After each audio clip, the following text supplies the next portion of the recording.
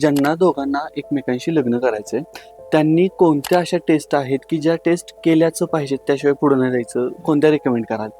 HIV, hepatitis B, hepatitis C, okay. एक VDRL म्हणजे syphilis नावाचा एक आजार असतो, तोही STDs मध्येच येतो.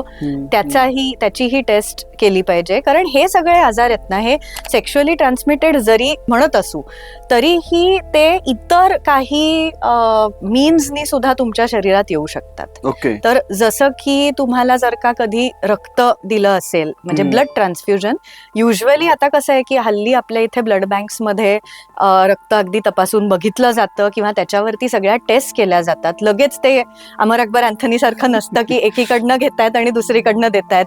त्यामुळे आता या सगळ्या टेस्ट केल्या जातात आणि हल्लीच्या ब्लड बँक्स मध्ये व्यवस्थित काळजी घेतली जाते सगळीकडेच की तुम्हाला इन्फेक्टेड ब्लड मिळणार नाही.